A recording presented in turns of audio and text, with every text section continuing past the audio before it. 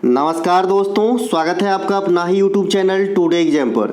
दोस्तों, एसएससी के विभिन्न एग्जाम हेतु जो प्रैक्टिस सेट चलाई जा रही है, जिसके तहत टोटल 35 वीडियो आने वाली है, उन 35 में से आज आप 32वीं वीडियो को वॉच कर रहे हैं। इससे पहले हमने आपको 31 वीडियो प्रोवाइड करा दिया है तथा जो बच्चे पीडीएफ ग्रुप में हैं उनको पीडीएफ भी दे दिया गया है। आशा करते हैं कि आप देखे समझे होंगे और पीडीएफ के साथ रिवीजन भी कर रहे होंगे। देखिए दोस्तों, मैं सिर्फ वही कंटेंट पढ़ाऊंगा जो आपके एग्जाम ओरिएंटेड हो, और ऐसा आप भी समझ गए होंगे अब तक कि हम जो पढ़ाते हैं लगभग आपके एग्जाम में आ ही जाती है। ठीक है, क्योंकि बहुत ज़्यादा पढ़ाने की टाइम मेरे पास तो है ही नहीं और आपके पास तो बिल्कुल भी नहीं होना चाहिए, क्योंकि एक सिर्फ जीके जीएसई पढ़ने से नौकरी नहीं होती है, और भी चीज़ पढ़ना होता है। चलिए शुरू करते हैं आज का ये वीडियो पहले प्रश्नों के साथ। एक प्रश्न के कई सारे एक्स्ट्रा फैक्ट होते हैं, ये एक्स्ट्रा फैक्ट आपको जरूर कवर करते चलना है। चाहे आप कोई सा भी एग्जाम दो, जहाँ भी जीके जीएस पूछे जाएंगे सारे एग्जाम कवर हो जाएंगे इन फैक्ट की मदद से, सिर्फ बैंकिंग को छोड़ के। मैंने हर बार ये बात बताया है। पहला प्रश्न है, पुरुषों का पहला FIH 5S विश्व कप 2024 का आयोजन कहाँ किया गया। देखिए, पुरुषों का पहला ये हॉकी का विश्व कप है ना, FIH 5S कैडर की। तो ये पहली बार इस इवेंट को जो है ऑर्गेनाइज करवाया गया, तो ये हुआ है आपका ओमान के मस्कट में। ठीक है भाई, तो इसे ओमान आंसर करेंगे। ठीक है, कहाँ पे हुआ है पुरुषों का FIH 5S वर्ल्ड कप, तो ये ओमान में हुआ है, ये 2024 में हुई है। और एक आपका जो हॉकी वर्ल्ड कप हुआ है मेन वाला, मेंस हॉकी वर्ल्ड कप जो मतलब मेन फॉर्मेट वाली भी है, तो ये 2023 में हुआ था। ये इंडिया के अंदर हुआ था, जहां पर विजेता जर्मनी रहा था बेल्जियम को हरा के, है ना। उड़ीसा में किया गया था, कलंगा और बिरसा मुंडा स्टेडियम में। तो ये एक अलग चीज है। और ये जो क्वेश्चन आप देख रहे हैं ये लेटेस्ट करंट अफेयर है। जो ई बुक आने वाली है उसमें भी ये पीडीएफ छपेंगे, जब तक 35 होती है पूरी छपेंगे। फिर हमारा जो और पिछले 100 क्लास तक मैंने आपको बताया, उससे भी ज्यादा आपको छाप के दूंगा। एक full content, full material combo, साथ ही साथ आपका टॉपिक वाइज करीब 30 से अधिक टॉपिक वाइज इंडेक्स के माध्यम से रहेगा जो आपके एग्जाम में आते हैं। तो एक फुल फ्लेज की बुक है, आने की रत्ती भर देरी है, 2-4 दिन में आ जाएगी। तो आपको जो है नमूना भी पेश करके दिखा देंगे। पुरुषों के पहले FIH 5S हॉकी विश्व कप 2024 का आयोजन 28 से 31 जनवरी के बीच ओमान के मस्कट शहर में किया गया। इस प्रतियोगिता में कितने टीम ने भाग लिया था, तो 16 टीम ने भाग लिया था। और कितने महाद्वीप के टीम या महादेश के टीम इसमें पार्टिसिपेट किए थे, तो 5, ये भी ध्यान रखिएगा। इसके अलावा इस प्रतियोगिता के विजेता कौन बने हैं, नीदरलैंड बने हैं। और सेकेंड विजेता या रनर अप कौन रहा है, तो मलेशिया रहा है। देखिए, ये पहला इवेंट है, और जब भी कोई चीज पहली बार होगी या तो बहुत ही अच्छा होता है या फिर बहुत ही, समझ रहे हैं। ठीक है, तो पहली बार आप जरूर ध्यान रखें, एग्जाम में आने के लिए तत्पर रहता है ऐसे प्रश्न। हॉकी वर्ल्ड कप 2023 का आयोजन भारत के उड़ीसा राज्य में कराए गए थे। 2 स्टेडियम को चुना गया था, कौन कौन सा, कलिंगा, ये कहाँ पे, भुवनेश्वर में है। और बिरसा मुंडा हॉकी स्टेडियम ये आपका राउरकेला में। अरे वही राउरकेला जहां पर सेकेंड पंचवर्षीय योजना में इस्पात फैक्ट्री लगाई गई थी जर्मनी के सहयोग से, याद आया कुछ, है ना। तो यहीं पे जो है आपका कराया गया था हॉकी वर्ल्ड कप 2023, जहां पे भारत तो राउंड से ही बाहर हो गया था, लेकिन विजेता रहा था जर्मनी, उप विजेता रहा था बेल्जियम। ये बात ध्यान रखेंगे। देखिए, एसएससी ने पास्ट में आपसे एक और क्वेश्चन पूछता है, हॉकी वर्ल्ड कप की शुरुआत कब होती है, महिला T20 वर्ल्ड कप की शुरुआत कब होती है, पुरुष T20 वर्ल्ड कप की शुरुआत कब होती है। ये सब बहुत सारे क्वेश्चन हैं। तो यहाँ पे हॉकी को लेके चलेंगे। हॉकी की वर्ल्ड कप की शुरुआत 1971 में हुआ था, स्पेन के अंदर पहली इवेंट कराई गई थी। और पहले इवेंट के विजेता अपना बगल वाला देश पाकिस्तान बना था। ठीक है, और जो भारत अब तक हॉकी वर्ल्ड कप एक ही बार जीत चुका है 1975 में, और ये वर्ल्ड कप मलेशिया के अंदर हुआ था। तो इसे भी ध्यान रखेंगे। आपसे डायरेक्ट पूछा जाता है भारत कितनी बार हॉकी वर्ल्ड कप जीता है, तो एक बार। आपसे डायरेक्ट पूछा जाता है कि एशियाई गेम की मेजबानी भारत कितनी बार की है, तो आप कहते हो 2 बार। कब कब किया है एशियाई गेम, ये भी इसमें भी इंपॉर्टेंट है। 1951 शुरुआती इवेंट दिल्ली, और फिर 1982 फिर से दिल्ली। तो 2 बार एशियाई गेम का आयोजन किया है भारत। अभी एशियाई गेम संपन्न हुआ है 2023 में चाइना के अंदर, है ना। तो ये सब ध्यान रखेंगे। कुछ एक बातें, राष्ट्रमंडल खेल 2010 में भारत में आयोजित एकमात्र बार करवाया गया था, फीफा एको बार नहीं करवाया गया है, ये सब ध्यान रखेंगे। ठीक है भैया, है ना। 2024 में जो अभी ओलंपिक होने वाला है वो कहाँ पे होंगे, तो ये पेरिस के अंदर होंगे। ग्रीष्मकालीन ओलंपिक है ये, ग्रीष्मकालीन पैरा भी पेरिस के अंदर ही होंगे और मेन फॉर्मेट वाला भी पेरिस के अंदर होंगे। एक अगले वीडियो में मैं ये चीज को क्लियर करूंगा कि कौन कौन से महान खिलाड़ी पेरिस ओलंपिक में भाग नहीं ले रहे हैं, क्योंकि यहां से भी क्वेश्चन आएंगे। कई सारे खिलाड़ी जो हैं क्वालिफाइंग राउंड से बाहर हो गए। ठीक है भाई, इसके अलावा तो ये आप समझ गए 1971 में स्टार्ट हुआ हॉकी वर्ल्ड कप, पाकिस्तान जीता पहला इवेंट, है ना, स्पेन में हुआ था, और भारत जीता एक ही मात्र बार 1975 कहाँ पे, मलेशिया में हुई थी। WPL अभी अभी खत्म हुआ है। WPL 2024 के विजेता रॉयल चैलेंज बेंगलुरु, महिला वाला IPL के जैसा WPL का यह सेकेंड फॉर्म मतलब एडिशन था। पिछला एडिशन 2023 में करवाया गया था। पहला विजेता मुंबई इंडियंस रहे थे, दूसरा विजेता राजस्थान माफ कीजिएगा RCB रहा है, रॉयल चैलेंज बेंगलुरु रहा है ना, दिल्ली कैपिटल को हरा के। तो उप विजेता कौन रहा, दिल्ली कैपिटल, विजेता कौन रहा, रॉयल चैलेंज बेंगलुरु। अब रॉयल चैलेंज बेंगलुरु की जो कैप्टन है वो जरूर पूछे जाएंगे, तो स्मृति मंधाना थे, तो इन्हें ध्यान रखेंगे, भारतीय मूल के धुरंधर क्रिकेटर है महिला। WPL 2024 में ऑरेंज कैप किसे दिया गया, है ना, तो ये आपका दिया गया है एलिस पेरी को, और पर्पल कैप श्रियंका पाटिल को, दोनों ही RCB की टीम में ही थी। ठीक है, तो जब भाई IPL के ऑरेंज कैप और पर्पल कैप इंपॉर्टेंट है तो WPL का क्यों नहीं है ना। आप तो जानते हैं कि एग्जाम में जो भी महिला से संबंधित कोई भी योजना होंगे, कोई भी चीज होंगे, वो बहुत ही अच्छा खासा इंपॉर्टेंस आपके एग्जाम के लिहाज से रखती है। तो ऑरेंज कैप और पर्पल कैप भी आपको याद रखना है। ठीक है भैया, कल से जो है ना, कल है आपका 1 अप्रैल मेरे ख्याल में, हाँ सही है भाई, कल 1 अप्रैल है, और कल से जो है आपका RPF SI कांस्टेबल की जो है आपकी क्लासेस शुरू हो रही हैं। तो जो बच्चे चाहते हैं कि मुझे PDF ग्रुप में ऐड होना है तो आप 49 पे करके ऐड हो सकते हो, बाद बाकी क्लास फ्री रहेगी यूट्यूब पे, और पहला PDF सभी को डेमो के तौर पे दिया जाएगा टेलीग्राम पर भी, और जो भी हमारे व्हाट्सएप ग्रुप में पूर्व PDF मतलब लिए हैं बच्चे उनको भी। ठीक है, तो कल के बाद या फिर अभी अब विश्वास है तो अभी, नहीं विश्वास है तो कल के बाद जो है आप लोग जुड़ सकते हैं 49 के ऊपर। अब मैं यहाँ से एक बात क्लियर कर दूं कि भाई देखिए, ये कोई मेरा जो है कोचिंग संस्थान नहीं है, मैं सिंगल आदमी काम करते करते पढ़ाता हूँ। तो ऐसा है कि मैं अलग अलग रेलवे की जो वैकेंसी आया है सबका अलग अलग नाम नहीं दे सकता, इसीलिए आपने देखा कि मैं SSC का भी एक कंबाइंड सीरीज ही चलाता हूं, चाहे CGL हो, CHSL हो, MTS हो, GD हो, CPO, हर जगह वही रामबाण पैरासीटामोल 500 काम करती है, जो ई-बुक का नाम भी है। ठीक है, तो यहां पर भी रेलवे में जो है आप टेक्नीशियन का फॉर्म भरते हैं फिर भी काम करेगा, ALP का फॉर्म भरते हैं फिर भी काम करेगा, NTPC का फॉर्म भरते हैं तो इसके लिए तो ई-बुक ही काफी होगी। इसके अलावा जो और भी कोई जो वैकेंसी आया है RPF वगैरह, जैसा कि इसका मैं नाम RPF दिया हूं, तो ये भी आप देख सकते हैं। हाँ, ALP में कुछ ट्रेड से क्वेश्चन आते हैं, ITI वगैरह से, तो वो क्वेश्चन क्लियर नहीं होगा, जो बात पहले है वो फिक्स करा दूं। ठीक है भाई, इसके अलावा आप PDF की ये जो देख रहे हैं ये आप यहाँ पे पढ़ लिए होंगे इतने समय में, तो क्या कहने की जरूरत है, नीचे लिंक है, आप क्लिक करके जो है बहुत कम रेट में आप PDF बाय करके भी पढ़ सकते हैं और अपने सपने को एक नए रूप दे सकते हैं। अगला प्रश्न है, गुरु माया राव का संबंध किस नृत्य से है ना।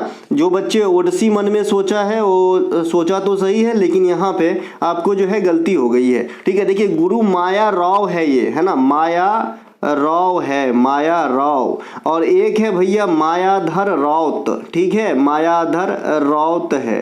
ठीक है, तो मायाधर राउत जो है ये तो ओडिसी करते हैं, पास्ट में हमने पढ़ाया है, और ये जो माया राव है ये कथक हो जाएगा। ठीक है भाई, तो कथक से संबंधित है ये। ठीक है भाई, कथक से, मायाधर राउत नहीं है, ये माया राव है ना, कथक से है।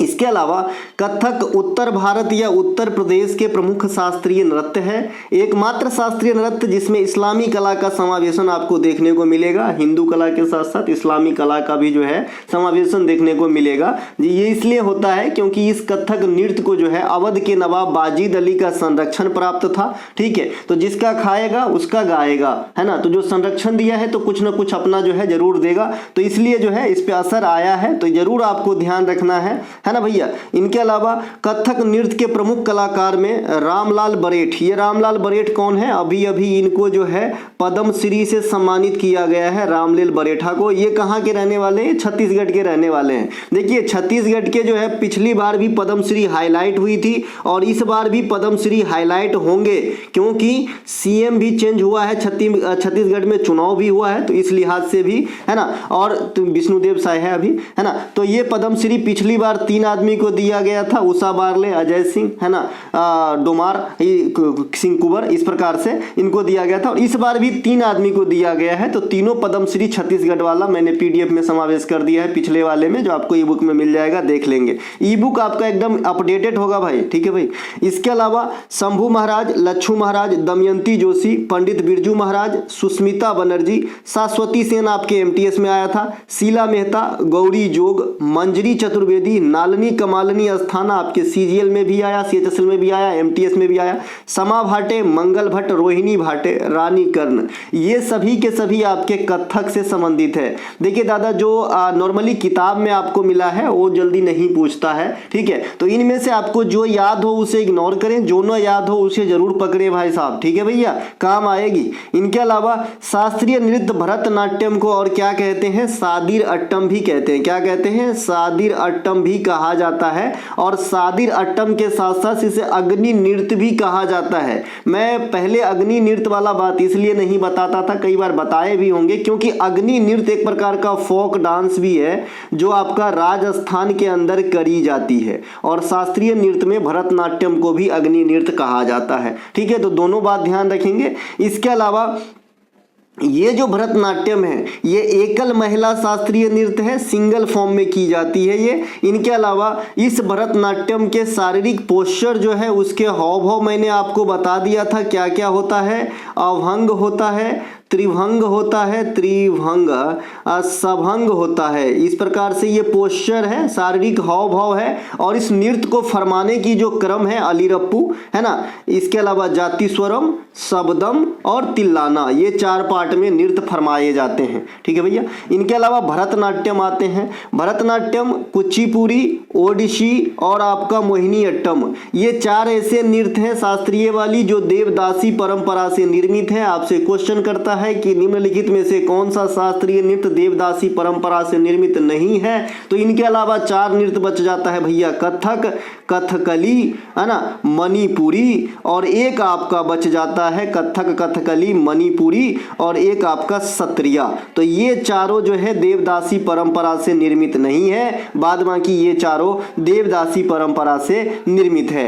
मोहिनीअट्टम को जादूगरनी का नृत्य भी कहा जाता है, इसे भी ध्यान रखेंगे। इसमें भगवान विष्णु का मोहिनी स्वरूप दर्शाया जाता है। इसमें सिर्फ महिलाएं ही भाग लेती है, ये बात गांठ मान लीजिएगा, इसमें सिर्फ महिलाएं ही भाग लेती है। केरल में प्रसिद्ध है क्या, मोहिनीअट्टम। मदर ऑफ मोहिनीअट्टम कलामंडलम कल्याण कुट्टी से जुड़ा हुआ एक डॉक्यूमेंट्री इवेंट है, तो इसे भी जरूर ध्यान रखेंगे। मदर ऑफ मोहिनीअट्टम से कौन जुड़ी है, तो कलामंडलम कल्याण कुट्टी अम्मा पहले भी बता चुके हैं। कुचिपुड़ी नृत्य की उत्पत्ति कहां से होती है, आंध्र प्रदेश के गांव कुचिपुड़ी से होती है। इसे आधुनिक स्वरूप में लाने का श्रेय पहले भी बता चुके हैं, सिद्धेंद्र योगी को दिया जाता है ना, सिद्धेंद्र योगी को दिया जाता है। और भामा कल्पम नाट्य जो है ये कुचिपुड़ी नृत्य से ही जुड़ा है। एक्चुअली भामा कल्पम जो है एक प्रकार का नाटिका है जो आपका कुचिपुड़ी नृत्य से संबंधित है। ये भामा कल्पम जो है भगवान कृष्ण के पत्नी के ऊपर दर्शाया गया एक प्रकार का नृत्य है। तो कल होके अगर आपसे पूछ ले तो यहाँ भी आपका जवाब रेडी होना चाहिए, ठीक है भाई। पग पग पे क्वेश्चन और आंसर है हमारे क्लास के अंदर, 1 सेकेंड की टाइम बर्बाद नहीं होगी। हाँ, माफी चाहता हूँ, 10-20 सेकेंड मैं ये पीडीएफ की बात कह देता हूँ, क्योंकि मैं चाहता हूँ कि जन जन तक पहुँचे और बच्चे कम पढ़ के भी सफल हो जाए, जो मार्केट में घूम रहे हैं दिन रात, इसका देखा उसका देखा, वहाँ ये किताब वो किताब, ये कोर्स, है ना। तो ये जो मन बदल रहे हैं, आपके मन को थोड़ा सा कंट्रोल कीजिए और पढ़िए। आप जहाँ पढ़ते हैं उसका तो पढ़िए ही, मैं कौन सा मना करने वाला होता हूँ, लेकिन मेरा जरूर पढ़िए थोड़ा, है ना। और उसके बाद में थोड़ी दिन के बाद आप इसकी फर्क और जो है फायदा एग्जाम के अंदर देखेंगे, ठीक है। इसके अलावा सत्रिया नृत्य को आगे बढ़ाने का श्रेय जो है श्रीमंत वैष्णव संत शंकर देव को दिया जाता है। एक बार पूछा गया कि सत्रिया नृत्य जो है किस आंदोलन से प्रेरित है, ठीक है, किस आंदोलन से प्रेरित है। इसका आंसर था भक्ति आंदोलन से। क्या है भैया, भक्ति आंदोलन से प्रेरित है, ठीक है भाई। इसके अलावा ये सबसे लेटेस्ट शास्त्रीय नृत्य है, ये बात भी ध्यान रखेंगे। लेटेस्ट होगा तो सबसे ओल्डेस्ट भी होगा, तो सबसे ओल्डेस्ट आपका भरतनाट्यम या सादिर अट्टम है, ठीक है। इनके अलावा स्तंभ एक का स्तंभ, अच्छा एक क्वेश्चन यहाँ पे याद जरूर दिलाऊंगा, टाइम चाहे जो लगे। आधुनिक नृत्य का जो है जनक भारत में उदय शंकर को कहा जाता है, जरूर ध्यान रखें, है ना, ये भी क्वेश्चन आता है।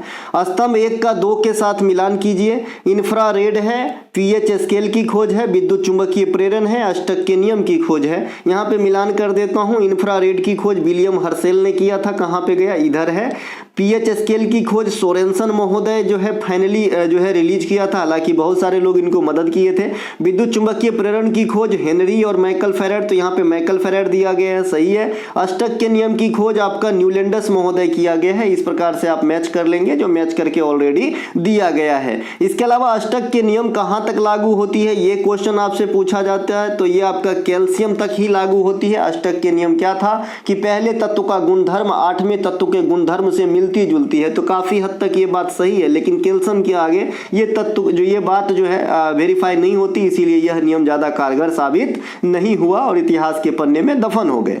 न्यूलैंडस ने यह नियम कब दिया था, 1866 ईस्वी में दिया था। पीएच स्केल की खोज सोरेनसन ने किया। पीएच स्केल क्या होता है, तो पीएच स्केल से आप जो है किसी पदार्थ की प्रकृति को जो है आप माप सकते हैं कि एसिटिक है कि अल्कलाइन है, ठीक है, अल्कलाइन, एसिटिक है कि अल्कलाइन है, तो आप माप सकते हैं। अम्लीय है कि क्षारीय है, कैसे, 7 से कम होगा तो अम्लीय है, 7 से अधिक है तो क्षारीय है, और सीधा सीधा 7 है तो आपका न्यूट्रल हो जाता है। विद्युत चुंबकीय प्रेरण की खोज कौन किए थे, माइकल फेराडे ने किए थे, 1831 ईस्वी में माइकल फेराडे की जीवनी और कथा काफी इंटरेस्टेड है, कभी टाइम मिले नौकरी लगने के बाद तो जरूर पढ़िएगा।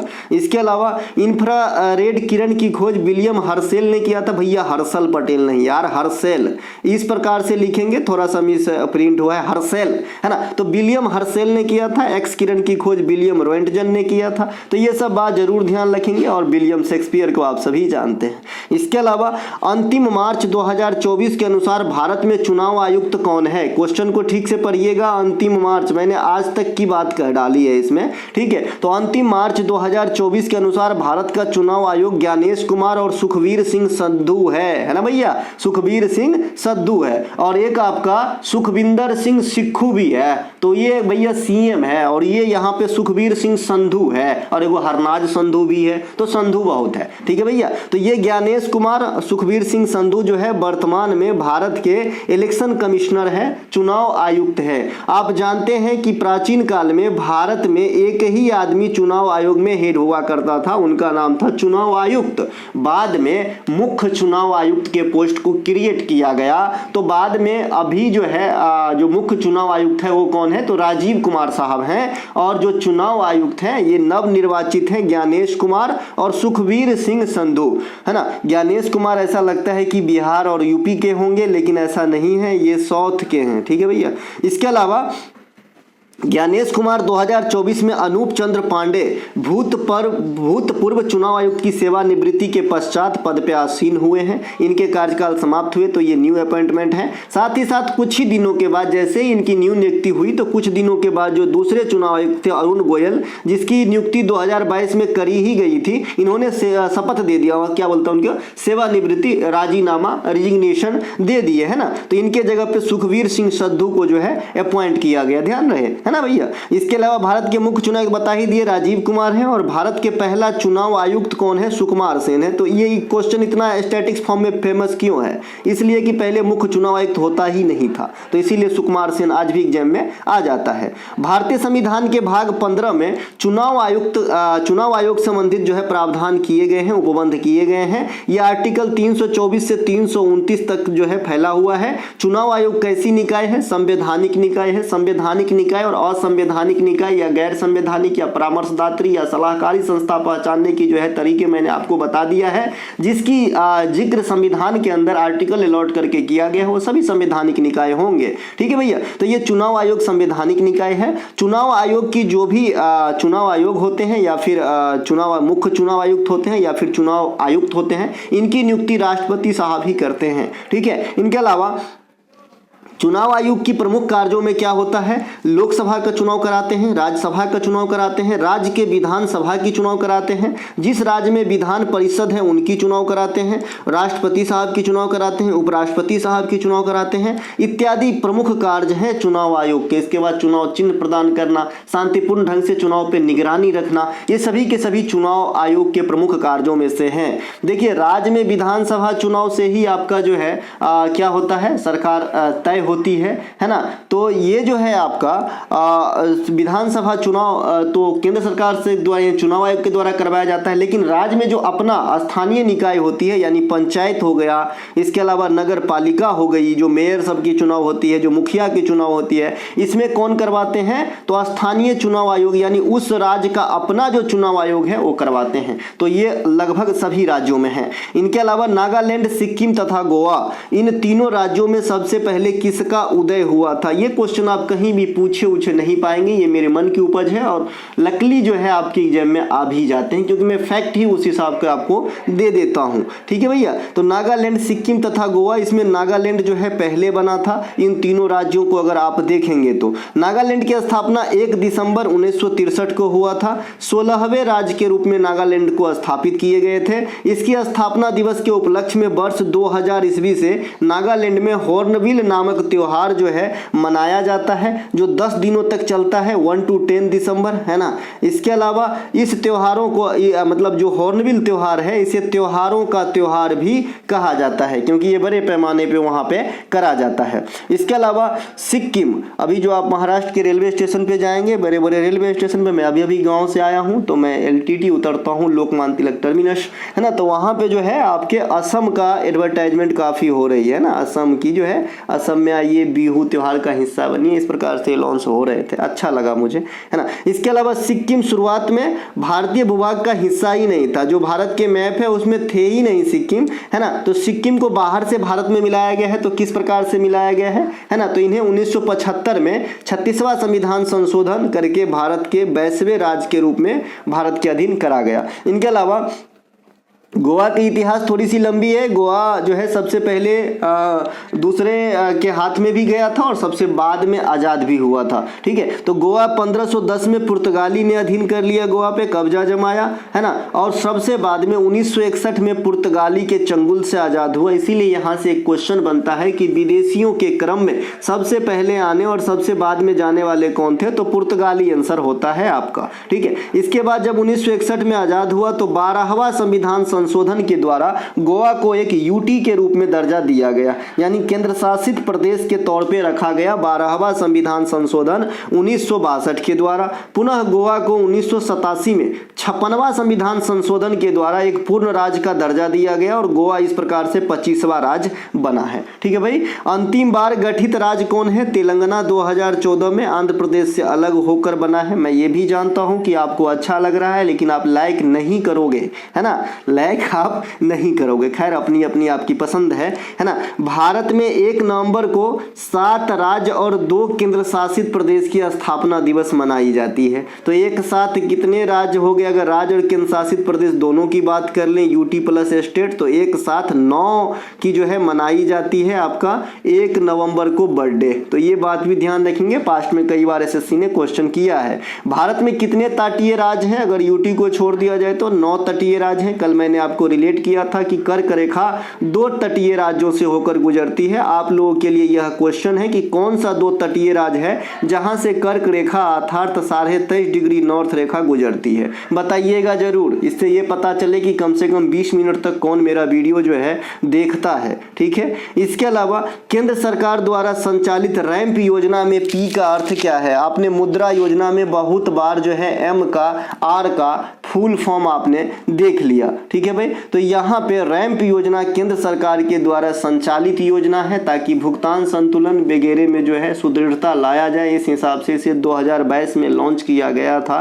तो यहाँ पे पी का मतलब है परफॉर्मेंस। क्या मतलब भैया? परफॉर्मेंस। रैंप का मतलब होता है राइजिंग एंड एक्सलरेटिंग। एक्सलरेट मतलब होता है ना किसी चीज में गति देना। ठीक है, तो rising and accelerating MSME performance, ये मंत्रालय है, मिनिस्ट्री आप सभी जानते हैं। हैं। तो इनमें जो है इनको एक सुचारू रूप से चलाना, सुदृढ़ता लाना, इसके लिए रैंप योजना केंद्र सरकार के द्वारा इंट्रोड्यूस करवाया गया वित्तीय ईयर 2022-23 में, है ना। और इस योजना के लिए जो ऋण देगा, ऋण मतलब लोन, तो ये जो लोन देंगे ये कौन कहाँ से लिया गया है, विश्व बैंक से। तो इसके लिए यह और भी इम्पोर्टेंट हो जाती है। आपसे डायरेक्ट ही पूछेगा कि रैंप योजना को आर्थिक मदद या वित्तीय सहायता निम्नलिखित में से किस संस्था के द्वारा दिया गया है। ऑप्शन है आपका अंतर्राष्ट्रीय मुद्रा कोष, एशियाई विकास बैंक या फिर रिजर्व बैंक ऑफ इंडिया। तो आप कहोगे विश्व बैंक भैया, ठीक है भाई। इसके अलावा विश्व बैंक का गठन 1944-45 में हुआ था। वर्तमान अध्यक्ष कौन है, अजय सिंह बंगा है, भारतीय मूल के अमेरिकी नागरिक है, proud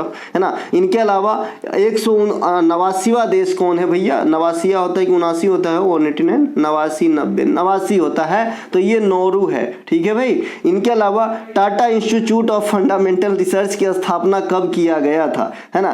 Tata institute of fundamental research की स्थापना जो है 1945 में करी गई थी। टिस्को की स्थापना ये भी टाटा से संबंधित 1960 लिखा गया है, बवंडर हो जाएगा, 1907 है ना, 1907 में करा गया है, 1907 ठीक करके दूंगा पीडीएफ, आप चिंता ना करें। इसके अलावा रिजर्व बैंक ऑफ इंडिया की स्थापना 1935 में तथा राष्ट्रीयकरण 1949 में किया गया था। इनकी समिति पूछा जाता है कि भाई ये किस समिति से गठित किया गया था, तो हिल्टन यंग, है ना, एक थॉमस यंग, कुछ नाम याद आया, थॉमस यंग से कुछ नाम याद आना चाहिए आपको। ये जो प्रकाश का विवर्तनिका सिद्धांत होता है, व्यक्तिकरण, माफ कीजिएगा, व्यक्तिकरण का सिद्धांत इन्होंने दिया था थॉमस यंग नामक वैज्ञानिक ने। इनके अलावा नाबार्ड की स्थापना 1982 में शिवरमन समिति के अनुशंसा पे कृषि सेक्टर की सर्वोच्च संस्था। सेबी की स्थापना 1988 में, पहला महिला अध्यक्ष माधवीपुरी बुच्च, इसके रिगार्ड में जरूर याद रखें। सेबी को जो है दर्जा दिया गया था 1992 में, लेकिन स्थापना हुआ था 1988 में। Security exchange board of India, जो भी शेयर बाजार है उनकी रेगुलेट करने वाली बॉडी है। बॉम्बे स्टॉक एक्सचेंज, ये भारत ही नहीं एशिया की सबसे पुरानी स्टॉक एक्सचेंज है, 1875 में स्थापित किए थे। 1875 से एक चीज और याद आना चाहिए आपको, आर्य समाज की स्थापना भी उसी समय हुआ था। और मजा की बात यह है कि ये भी बॉम्बे के अंदर ही हुआ था, बॉम्बे है ना, उस समय बॉम्बे अब मुंबई। इसके अलावा इंपीरियल बैंक ऑफ इंडिया, यह 1921 में गठित हुए थे और इसी इंपीरियल बैंक ऑफ इंडिया को एसबीआई बना दिया गया 1955 में। एसबीआई के जो ब्रांड एम्बेसडर बने हैं, एमएसडी साहब बने हैं, महेंद्र सिंह धोनी माही साहब बने हैं, चेन्नई सुपर किंग्स के एक तरीके से, है ना, अभिभावक कह सकते हैं। तो इन्हें भी जरूर ध्यान रखेंगे। आज मैच भी है चेन्नई सुपर किंग्स का, है ना, एक आध ओवर तो जरूर देख लूंगा, आप लोग भी उतना ही देखे भाई। बीसीसीआई की स्थापना 1928 में हुआ था, है ना। पहला अध्यक्ष कौन थे भैया, आर ग्रेंट गोवन। कौन थे, आर ग्रेंट गोवन नाम के आदमी जो है बीसीसीआई में प्रथम अध्यक्ष थे। अभी रोजर भी नहीं अध्यक्ष हैं।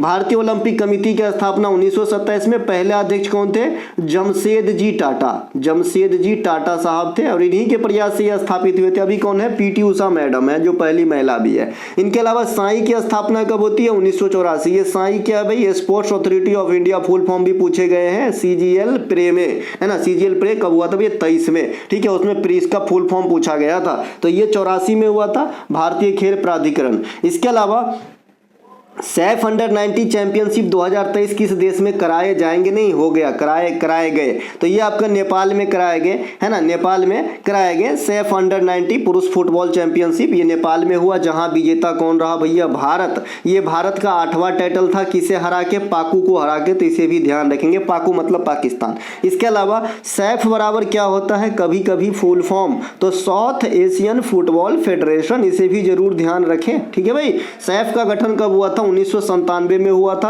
6 सदस्यों के साथ किया गया था, लेकिन वर्तमान में 7 सदस्य हैं। तो अंतिम सदस्य कौन है, तो आपका भूटान बना है। कौन बना है, भूटान बना है। और भूटान का सर्वोच्च पुरस्कार अभी मोदी साहब को दिया गया है। हर जगह क्वेश्चन आपका इंतजार कर रहा है। भूटान की जो ऑफिशियल लैंग्वेज है जोखंगा है।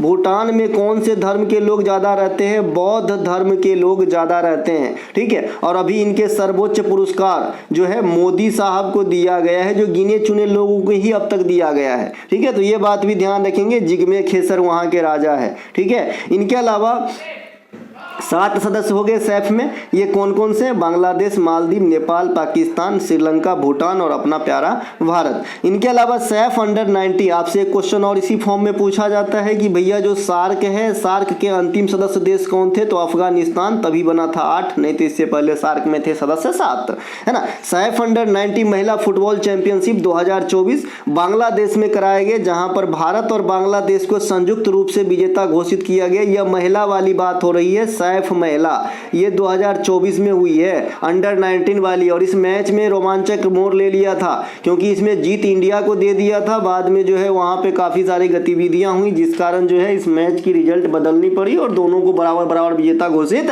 किया गया। प्रशांत महासागर की सीमा कितने महाद्वीपों को स्पर्श करती है? अगर आप ग्लोब पे देखेंगे तो इसे 3 महासागरों की सीमा जो है इनके साथ लगती है प्रशांत महासागर में, है ना। सबसे बड़ी तथा सबसे गहरी महासागर कौन सी है? तो प्रशांत महासागर है। दुनिया की सबसे गहराई वाली स्थल मरियाना खाई प्रशांत महासागर में है। प्रमुख घटना अल नीनो हो और ला नीनो आती है। अल नीनो कैसी घटना है? जल को गर्म कर देती है। ला नीनो कैसी घटना है? जल को ठंडा कर देती है। सर्किल ऑफ फायर या अग्नि वलय किस महासागर में है? तो प्रशांत महासागर में है। अगर आपसे सबसे कोई पूछ ले कि सबसे ज्यादा गर्त किस महासागर में है तो भी प्रशांत महासागर ही बोलिएगा। इसके अलावा प्रशांत महासागर की शेप कोई पूछ ले तो ट्रायंगल के जैसा बताइएगा, और अटलांटिक महासागर की शेप अंग्रेजी के अक्षर एस के जैसा होता है ना। द ग्रेट ओशियन ट्रेडमार्क, है ना, बरमूडा ट्रायंगल, ये दोनों के दोनों कहां पे है? अटलांटिक महासागर में है। इसे अंध महासागर भी कहा जाता है। सभी महासागरों में सबसे अधिक जो लवणता है, जो साल्टनेस है, वो कहां पे पाए जाएंगे? तो आपके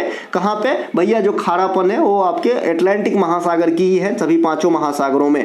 समुद्री जल का औसत लवणता 35 ग्राम, है ना, पर 1000 ग्राम होती है। अगर आप 1000 ग्राम जल लेंगे और उसे आप वाष्पीकृत या जलाएंगे तो आपको 35 ग्राम नमक की प्राप्ति होगी। अटलांटिक महासागर वाणिज्य और व्यापार के दृष्टिकोण से सभी महासागरों में सबसे अधिक ऊपर है, मतलब सबसे ज्यादा वाणिज्यिक व्यापार जो है इसी रास्ते करी जाती है। नक्शे पर 2 लवणता वाले स्थान को जोड़ने वाली रेखा को क्या कहते हैं? यहाँ लवण वाली शब्द आया, इसीलिए यह पॉइंट की यहाँ पे मैं जरूरत समझा, नहीं तो यहाँ पे इसकी कोई जरूरत नहीं है। इसे लिंकिंग प्रोसेस बोलते हैं, ठीक है। तो नक्शे पर 2 समान लवणता वाले स्थान को जोड़ने वाली रेखा को आइसोहेलाइन रेखा कहते हैं। यहीं पर हम सिर्फ आइसोहेल कहेंगे ना, तो ऐसी स्थान जहां पे 2 पे सूर्य की प्रकाश सेम हो और अगर इसको जोड़ते हैं तो इसे आइसोहेल कहते हैं। लेकिन आइसोहेलाइन समान लवणता वाले रेखा को कहा जाता है, ठीक है भैया। और हाइट वाले को आइसोहैप्स कहते हैं और समवर्षा वाले को आइसोहाइट कहते हैं। सबसे ज्यादा एग्जाम में यही आता है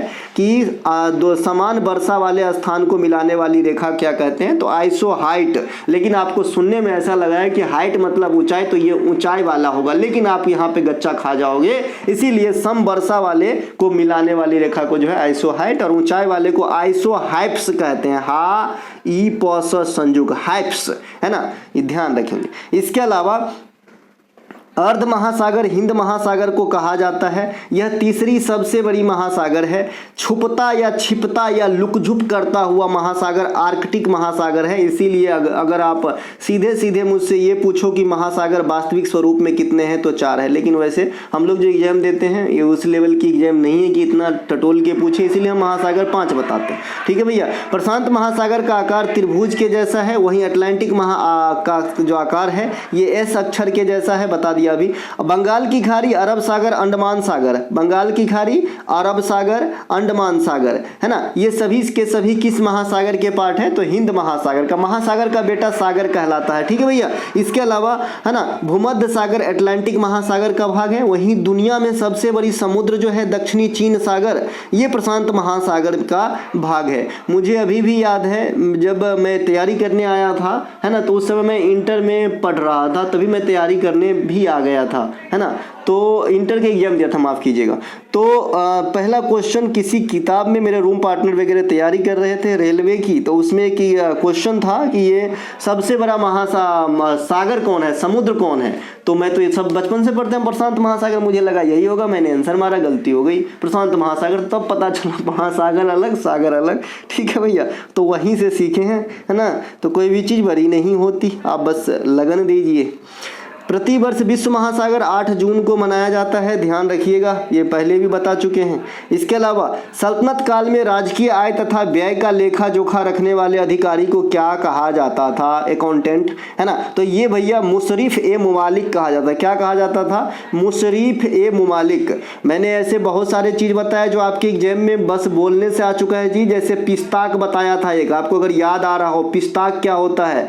ये इस्लामी कला का जो किसी भी फंक्शन वगैरह की जो गेट होते हैं, खास करके जो उनके पूजा मैं यहाँ पे कह रहा हूँ, जो भी इबादत वगैरह इस्लाम में कहा जाता होगा, मुझे इतनी नॉलेज तो नहीं उर्दू भाषा की, है ना। तो जो उनके जो पूजा अर्चना होती है और जो गेट होती है ना, उससे पिस्ताक कहा जाता है। उसी प्रकार से जो दक्षिण भारत की मंदिर होती है द्रविड़ शैली में, तो वहाँ भी जो प्रवेश गलियारा होता है उसे गोपुरम कहा जाता है। उसी प्रकार से यहाँ पे आपका सल्तनत काल में जो अधिकारी होते थे, जो लेखा जोखा रखते थे अपने पास, है ना, आय व्यय का, उसे मुशर्रिफ ए मुमालिक कहा जाता है, जैसे आजकल के वित्त मंत्री भी होते हैं। इसके अलावा दिल्ली सल्तनत की लोक लेखा समिति के अध्यक्ष, नियंत्रक एवं महालेखा परीक्षक कह सकते हैं उस समय का इसको, है ना। दिल्ली सल्तनत की शुरुआत 1206 ईस्वी में गुलाम या ममलूक, है ना, गुलाम ममलूक वंशी और गुलाम वंश भी इसे ही कहा जाता है, ठीक है, ने किया था।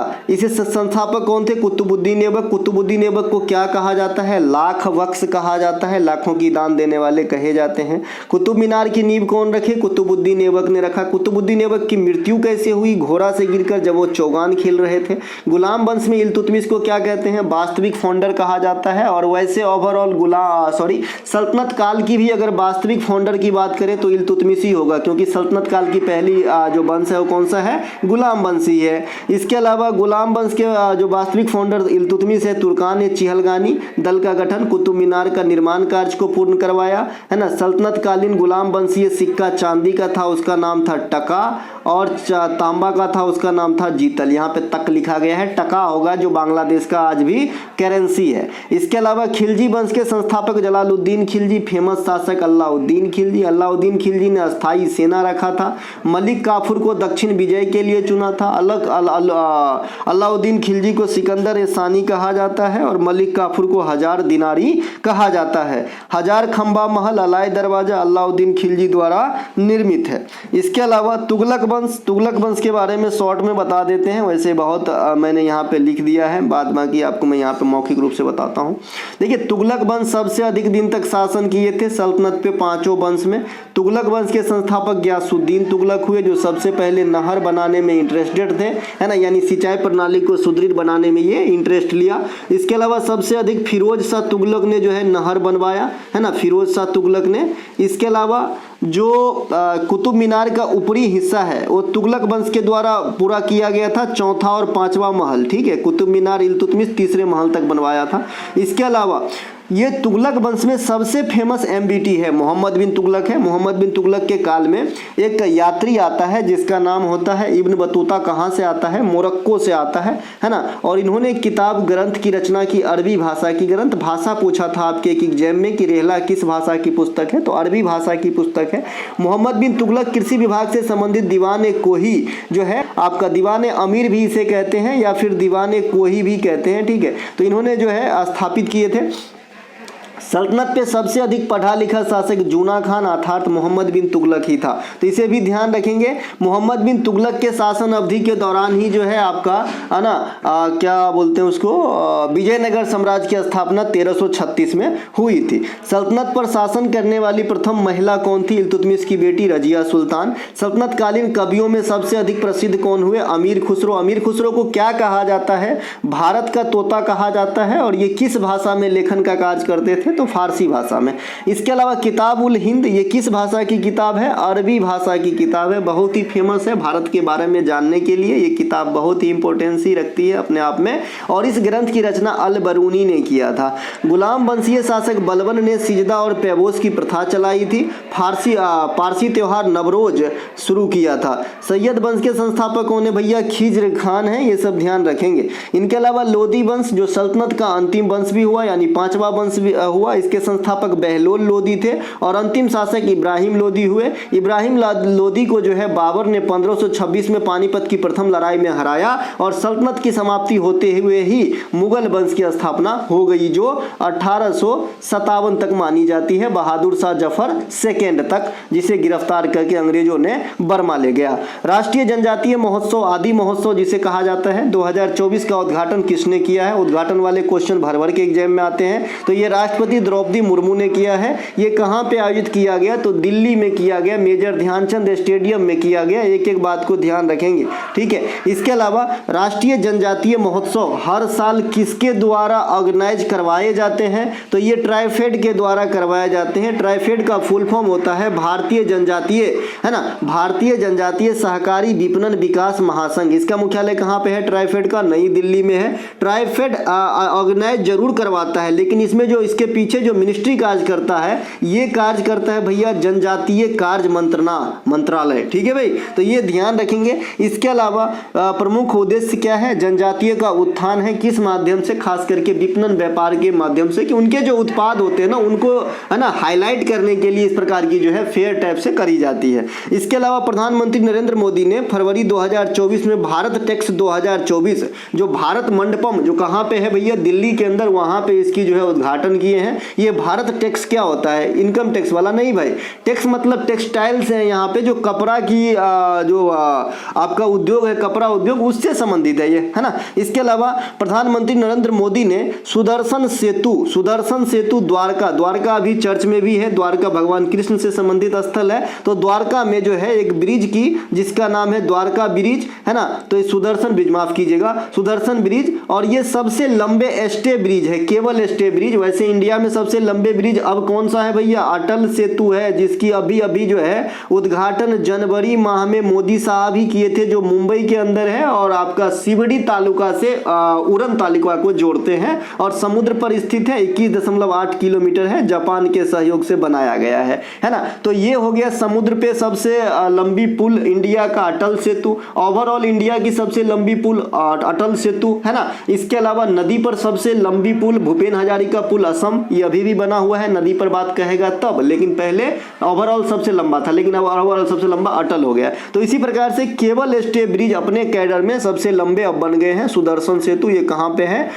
गुजरात में है, 2.3 किलोमीटर का, ठीक है। इसके अलावा ऋग्वेद में आर्य शब्द का उल्लेख कितनी बार किया गया है? पास्ट में आपने क्वेश्चन देखा होगा कि ऋग्वेद में गंगा शब्द का उल्लेख कितनी बार किया गया है, तो ये क्यों नहीं पूछा जा सकता? तो ये 36 बार किए हैं भैया, ठीक है। आर्य समाज कहते हैं। आर्य शब्द का जो उल्लेख है 36 बार मिलेगा ऋग्वेद में। वेद कितने होते हैं? 4 होते हैं, ऋग्वेद, यजुर्वेद, सामवेद, अथर्ववेद। ऋग्वेद का जो उपवेद है अपना, उसका नाम है आयुर्वेद, है ना। सामवेद का जो उपवेद है उसका नाम है गंधर्व वेद। तो इसे याद करने की जरूरत ही नहीं होता, क्योंकि गंधर्व जो है आप नाम से ऐसा लग रहा है कि संगीत से जुड़े हुए, तो सामवेद भी संगीत से, तो काम खत्म। और यजुर्वेद का उपवेद है धनुर्वेद और अथर्ववेद का उपवेद है अर्थवेद। तो अर्थवेद ऐसा सेम नाम है, अर्थवेद, अथर्ववेद। तो इन दोनों को मत याद रखिएगा, लेकिन ऋग्वेद और यजुर्वेद को जरूर याद रखिएगा कि इसका जो उपवेद है वो आयुर्वेद और धनुर्वेद है। सबसे पुरानी वेद कौन और विस्तृत है? ऋग्वेद है। सबसे नवीन वेद कौन है? अथर्ववेद है। तो ये वेद के बारे में इंट्रोडक्शन हो गया। ऋग्वेद में कुल कितने मंडल हैं? तो 10 मंडल है। सूक्त कितने हैं? 1028 है। और मंत्र कितने हैं? तो 10,462 है, बिना रिपीटिशन की। 118 मंत्र को दोहराया गया है, दोनों को आप जोड़ दीजिएगा तो 18 हो जाएगा। कितना भैया? 10,562, 10,580 हो जाएगा, ठीक है भाई। इस प्रकार से आप जो है एक एक डाटा याद रखिएगा। ऋग्वेद से डाटा से क्वेश्चन आता है, क्योंकि आपने देखा कि गंगा का उल्लेख कितनी बार हुआ है, एक प्रकार का डाटा ही है ये, है ना। ऋग्वेद में गंगा का उल्लेख 1 बार हुआ है, यहाँ पे लिखी गई है। यमुना शब्द का उल्लेख 3 बार किया गया है और सबसे अधिक सरस्वती नदी का उल्लेख किया गया है। कल एक बच्चे कमेंट करके बोलते हैं सर आपका कंटेंट लाजवाब है, लेकिन आपकी आवाज़ मुझे पसंद जो है थोड़ा मतलब मैक अच्छा यूज कीजिए। देखिए ना, तो मैं एडिटिंग जानता हूँ कि क्या एडिट किया जाता है। बच्चे नीचे में वॉलीबॉल खेल रहे हैं, उसका भी आवाज़ आपको आ रहा होगा। और मैं आपको बता दूं कि मैं इस पे इतना जो है इंटरेस्टेड भी नहीं हूं कि आवाज़ अच्छा लगना चाहिए, दिखावा करना चाहिए, ऐसा कुछ नहीं। मैं भी जानता हूं जो दिखता है वही बिकता है। मैं एकदम जानता हूँ, मैंने आपको एक इंग्लिश टीचर का जरूर उदाहरण दिया होगा, है ना। कई बार जो बच्चे मुझसे पूछते हैं कि अंग्रेजी की कहाँ पढ़ना चाहिए, मैं उन्हीं गुरुजी का नाम बताता हूँ। मैं तो नहीं पढ़ता, लेकिन मैं ऐसे ही एक दिन यूट्यूब पे देख लिया था, उतने सजग, इतने सरल, इतने अच्छा नॉलेज, है ना, इतनी सादगी, फिर भी बच्चे नहीं आते हैं वहाँ पे। और जहाँ ताम झाम करके ये देखिए डॉग से है तो डॉग को, कुत्ते से जो है बिल्ली से, ये हो गया वो हो गया, ऐसा ग्रामर का नियम देते हैं तो बच्चे को बड़ा मजा आता है। वाह, इंटरटेनमेंट के साथ पढ़ाए, वाह, है ना। तो भैया इंटरटेनमेंट ही करते रहो, ठीक है। तो वैसे ही, है ना। तो भैया माफ़ी चाहता हूँ अगर आवाज़ मेरी थोड़ी सी ऐसा लग रहा है तो, क्योंकि मैं अभी कुछ नहीं जानता फिलहाल, तो मैं इस पे ध्यान भी नहीं दे रहा हूँ कि कुछ करना है इसमें, सही है ना। थंबनेल हो गया, ये सब मैं करूँगा, टाइम आएगी तब, लेकिन अभी तो फिलहाल नहीं। तो अभी आप ऐसे ही पढ़ें, कंटेंट से मतलब रखें, मैं तो यही कहूँगा भैया, है ना। आवाज़ तो आप अरिजीत सिंह का भी सुन लेते होंगे, है ना। इनके अलावा गायत्री मंत्र 4 वर्ण व्यवस्था जो है आपका 4 वर्ण व्यवस्था है ना भैया, क्षत्रिय ब्राह्मण, इस प्रकार से गायत्री मंत्र 10 राजाओं की जो युद्ध है, इन सभी का वर्णन आपको ऋग्वेद में मिल जाएंगे। ऋग्वेद में जो है मंत्रों का उच्चारण, यहाँ पे मित्र लिखा गया है, एक एक करेक्ट करके दूंगा, है ना। मंत्रों का उच्चारण जो है ये इस करने वाले को क्या कहा जाता है, होत्र कहा जाता है। इस प्रकार से है ये होत्र, या फिर इसे होता भी कहते हैं। इसके अलावा भारतीय संगीत के जनक सामवेद को कहा जाता है। गद्य और पद दोनों में लिखी गई वेद है यजुर्वेद। यजुर्वेद के अध्ययन करने वाले को अर्घ्यु कहते हैं। और यज्ञ संबंधित या फिर धार्मिक अनुष्ठान जो है, उनके कर्मकांड जो है, उनसे संबंधित जो विधि बताई गई है, ये आपका यजुर्वेद में है। लेकिन जादू टोना, वशीकरण, मुठकरणी, ये सभी के सभी आपको मिलेंगे अथर्ववेद में, ठीक है भैया। इनके अलावा आईपीएल 2024 में चेन्नई सुपर किंग्स के कप्तान कौन है भैया, कप्तान रट लीजिएगा, काम आएगी, क्योंकि कप्तान बदल गई है। आईपीएल 2024 में कप्तान है ऋतुराज गायकवाड़, है ना। लेकिन नाम मात्र की है, आप सभी जानते हैं एमएसडी ही कप्तान है मेन में, लेकिन नाम के लिए आपको एग्जाम में ऋतुराज गायकवाड़ आंसर करना है। इसके अलावा आईपीएल की शुरुआत 2008 ईस्वी में हुई थी। प्रथम विजेता राजस्थान रॉयल, शेन वार्न कप्तान थे, अब हमारे बीच नहीं है, दुनिया को अलविदा कह चुके हैं। भारत आईपीएल 2024 के स्पॉन्सरशिप टाटा है, पिछला आईपीएल भी टाटा ही थे, टाटा आईपीएल है। स्टैटिक टाइम आउट का समय 2.5 मिनट है, ध्यान रखिएगा, ये भी क्वेश्चन पूछे जाते हैं। आईपीएल इतिहास में सबसे अधिक बार विजेता कौन रहे, मुंबई इंडियंस और सीएसके दोनों 5-5 बार जीते हैं। इसके अलावा आईपीएल का यूनिकॉर्न टीम कौन बना था, यूनिकॉर्न टीम, तो यूनिकॉर्न टीम जो है ये सीएसके है, एमएसडी वाला है। इनके अलावा सबसे अधिक चौका कौन लगाए भैया, अपना गब्बर शिखर धवन। सबसे अधिक sixer Chris Gayle, universe boss कहा जाता है इसे। सबसे लंबी व्यक्तिगत पारी क्रिस गेल का है। सबसे अधिक विकेट यजुवेंद्र चहल का है। सबसे अधिक रन जो है विराट कोहली का है। बहुत ज़्यादा पसंद करता था मैं क्रिस गेल को, लेकिन जब से जो है ये अलग है पसंद और एक है पसंद, आप समझ गए होंगे, तब से थोड़ा सा ये हो गया, है ना। आईपीएल 2024 में सर्वाधिक महंगे खिलाड़ी Mitchell Starc, Kolkata knight Riders ने इसे खरीदा है 24.75 करोड़ में। 2 दिन मैच हुआ है, दोनों दिन मैच जो है ऐसा पिटाया ये, है ना। इनके अलावा आईपीएल 2024 में 10 टीम के कप्तान आपके सामने हैं। Chennai super kings Ruturaj Gaikwad, Delhi capital Rishabh Pant, Gujarat titan Shubman Gill, Kolkata knight riders Shreyas Iyer, Lucknow super giants ये आपका KL Rahul, Mumbai Indians Hardik Pandya, Punjab kings Shikhar Dhawan, Rajasthan royals Sanju Samson, royal challenge Bengaluru Faf du Plessis, है ना, Faf du Plessis, sunrisers Hyderabad Pat Cummins. तो ये कप्तान जरूर याद रख लें। इनके अलावा आईपीएल इतिहास में सबसे बड़ी स्कोर जो है सनराइजर्स हैदराबाद का अभी बना है, लेकिन मैं यहाँ पे लिख दिया हूँ, यह डाटा आईपीएल फाइनल के बाद बदल सकते हैं, इसीलिए आप इसे इग्नोर करें, फिलहाल जान लें। 277 रन बनाए थे सनराइजर्स हैदराबाद एमआई के खिलाफ। मोहम्मद गोरी ने 1178 गुजरात पाटन पर आक्रमण किया था, उस समय वहाँ का शासक कौन था, तो भैया भीम द्वितीय था। मोहम्मद गोरी भारत पे पहली बार आक्रमण 1175 में किया था। मोहम्मद गजनी, है ना, उनका भी पिताजी, तो ये भैया 17 बार आक्रमण किए थे भारत पे। इन्होंने पहला आक्रमण 1000 ईस्वी में किया और आखिरी आक्रमण 1027 ईस्वी में किया था। रेलवे वाले एक एक डाटा ध्यान रखेंगे, है ना। रेलवे और एसएससी में बहुत ज़्यादा फर्क नहीं है। रेलवे में कुछ साइंस की क्वेश्चन टेक्निकल तौर से पूछे जाते हैं, बस इतना ही फर्क है कि साइंस थोड़ा डीपली पूछ लेते हैं, और ये जो एसएससी है ये साइंस ऊपर झापर से पूछ लेता है कि इसकी खोज किसने किया, इसकी खोज किस कोशिका की, ये कौन से पार्ट हैं, किस में होते नहीं होते हैं, बस इतना तक सीमित रहता है ऊपर झापर। यहाँ पे थोड़ा डेप्थ, लेकिन मैंने एसएससी को भी पास्ट में कई सारे क्वेश्चन डेप्थ में पूछते देखा है साइंस के अंदर। तो आपको जो है कंटेंट अच्छे से देखिएगा, भेदभाव नहीं रखिएगा कि एसएससी का है तो रेलवे वाला नहीं देखना है।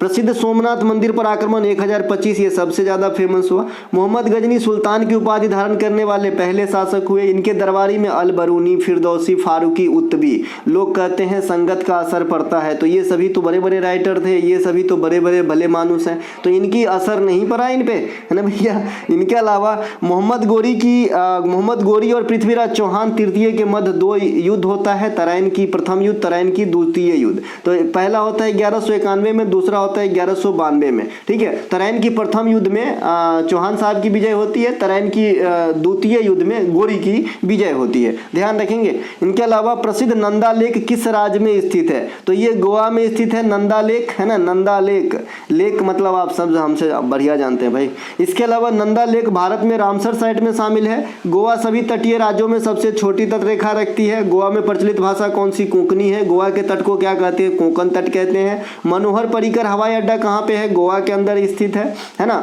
मोपा हवाई अड्डा। इसके अलावा मोपा हटाइए।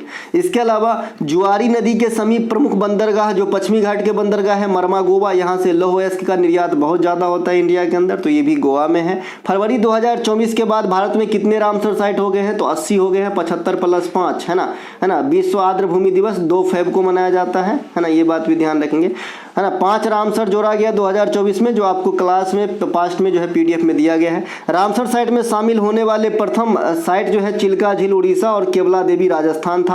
अंशुपा झील और टम्पारा झील ये भी रामसर स्थल है, कहाँ पे है? उड़ीसा में है। कांग्रेस के किस अधिवेशन में पहली बार मौलिक अधिकारों से संबंधित प्रस्ताव पारित किए गए? तो कराची अधिवेशन 1931 में मौलिक अधिकार से संबंधित प्रस्ताव को पेश किया गया। अध्यक्षता कर रहे थे सरदार वल्लभ भाई पटेल साहब। और इसी अधिवेशन में गांधी इरविन समझौता जो 1931 में होता है, इनकी भी जिक्र किया गया और इस समझौते को स्वीकृति भी दी गई।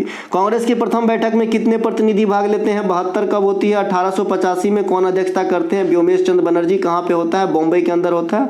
कांग्रेस की स्थापना कब हुई थी? 1885 में। कांग्रेस के स्थापक कौन है? ए.ओ. ह्यूम है ना। इनके अलावा अभी कौन है कांग्रेस के अध्यक्ष? खड़गे साहब है।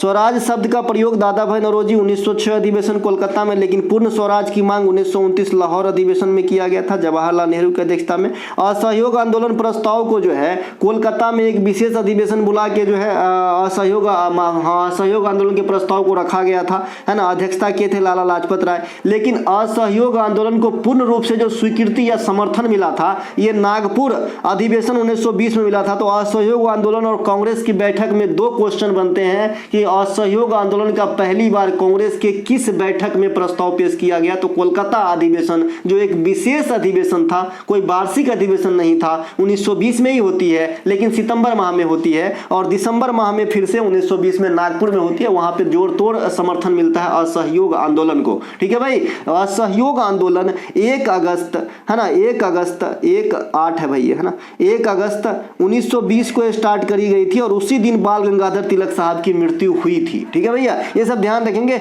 इसके अलावा असहयोग आंदोलन बंद हुआ था 1922 में चौरा चौरी हत्याकांड के कारण, ये सब बात ध्यान रखेंगे। इसके अलावा एमिनो बेंजीन का सूत्र क्या होता है? C6H5NH2 होता है। आप बेंजीन को जानते होंगे, षटकोण को जानते होंगे, मैं तो षटकोण भी नहीं बना पाता, क्या गुंडा बनेगा रे तुम, है ना। इस प्रकार से ये देखिए, है ना, जो षटकोण होता है ना, मेरा चित्रकला बहुत कमजोर है आप सभी जानते हैं, है ना। तो ये भैया इस प्रकार से है खटकोण। तो इसमें अगर आप एक हाइड्रोजन के जगह पे NH2 को जोड़ दोगे तो ये बन जाता है क्या आपका एमिनो बेंजीन। इसे एनिलाइन भी कहा जाता है, दोनों बात ध्यान रखेंगे। तो बेंजीन का सूत्र C6H6 होता है। एक हाइड्रोजन को हटा दीजिए, C6H5 + NH2 कर लीजिए, तो आपका बन जाएगा एनिलाइन या फिर एमिनो बेंजीन, ठीक है भाई। ये किसका उपयोग कहाँ होता है? विस्फोटक के तौर पे, रबर बनाने की जो कला मतलब होती है उसमें होती है। इसके अलावा दवाई वगैरह भी इनसे बनाया जाता है ना। रंजक भी बनाया जाता है, रंजक है ना, रंजक समझते हैं ना, रंग उड़ाने वाला। इसके अलावा क्लोरोबेंजीन का सूत्र क्या होता है? हाँ सॉरी, क्लोरोबेंजीन, हाँ सही बात है भाई। क्लोरोबेंजीन का सूत्र क्या होता है? बेंजीन अभी आपने देखा था, फिर से बना लेता हूँ, हाँ हो सकता है कि फिर से अच्छा बन जाए। ठीक है, ये नहीं हुआ, ये 2 2 4 1 5 हुआ। ये देखिए थोड़ा सा शांति रखते हैं। हाँ बन गया, देखिए बन गया। ये हो गया क्लोरोबेंजीन। इसमें अगर आप Cl एक हाइड्रोजन की जगह तो C6H5Cl, ये हो गया क्लोरोबेंजीन। कीटनाशक वगैरह के रूप में इस्तेमाल हो सकता है। इसके अलावा आज़ादी नामक पुस्तक के लेखक लेखिका कौन है? अरुंधति राय है। अरुंधति राय है। अरुंधति राय को 1997 में बुकर पुरस्कार से सम्मानित किया गया था, the God of small things के लिए। सही बात है जी। इसके अलावा इनके अन्य पुस्तकों में आएंगे तो the ministry of utmost happiness, ये भी इनके एक प्रमुख पुस्तक है। भारत के वित्त मंत्री नामक पुस्तक, भारत के वित्त मंत्री ये पुस्तक का नाम है ना। तो इनके लेखक लेखिका कौन है भाई? A.K. भट्टाचार्य।